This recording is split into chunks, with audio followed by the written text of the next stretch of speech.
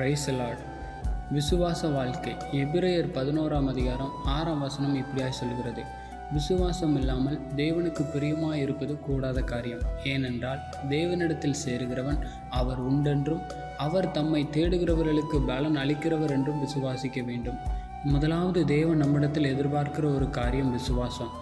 தேவனை நாம் நம்ப வேண்டும், தேவனை விசுவாசிக்க வேண்டும், அவரையே சார்ந்து கொள்ள வேண்டும். இதைத்தான் தேவன் நம்மிடத்தில் எதிர்பார்க்கிறார். இந்த உலகத்தில் பிசாசானவன் முதலாவது கொண்டு வந்த மிகப்பெரிய ஒரு பாவம் விசுவாசத்தை ஆதாம் ஏவாள் அவர்களிடத்திலிருந்து பறித்து விடுகிறான். எப்படி என்று சொல்லி நாம் பார்க்கலாம். முதலாவது தேவன் ஏதேன் தோட்டத்தை படைத்து ஆதாம் ஏவாளை அந்த தோட்டத்திலே வைத்தார்.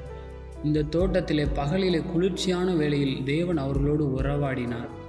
நன்மை தீமை அறியத்தக்க கனியை நீங்கள் புசிக்க வேண்டாம் என்று சொல்லி தேவன் அவர்களுக்கு ஒரு கட்டளையும் கொடுத்தார். ஆனால் பிசாசானவன், இந்த கனியை நீங்கள் புசிக்கும் நாளிலே உங்கள் கண்கள் திறக்கப்படும், நீங்கள் தேவர்களைப் போல ஆவீர்கள் என்று சொல்லி தேவனுடைய வார்த்தையை விசுவாசிக்காதபடி தேவன் தனக்கு கொடுத்திருக்கிற அந்த கட்டளையை மீறி அவர்கள் என்ன பண்ணிடுறாங்கன்னா பாவம் செஞ்சிடறாங்க. நடந்தது என்ன தெரியுமா? ஏதேன் தோட்டத்தை விட்டு வெளியேற்றப்பட்டார்கள். தேவனுக்கும் அவர்களுக்கும் இருந்த உறவு துண்டிக்கப்பட்டது. இதே போல தான் நம்முடைய வாழ்க்கையிலும் தேவன் அநேக வார்த்தைகளை நம்மிடத்தில் கொடுத்திருப்பார். இந்த காரியத்தை நான் உனக்கு செய்வேன் என்று சொல்லி தேவன் நம்மிடத்தில் அநேக வாக்குத்தத்தங்களை கொடுத்திருக்கலாம்.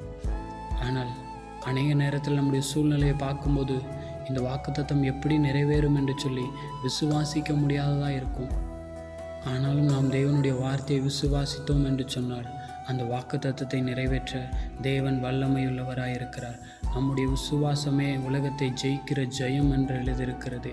நீ விசுவாசித்தால் தேவனுடைய மகிமையை காண்பாய் என்று எழுதியிருக்கிறது. நாம் விசுவாசிப்போம், சத்துருவை ஜெயிப்போம், தேவனுடைய நாமத்தை மகிமைப்படுத்துவோம். ஆமென்.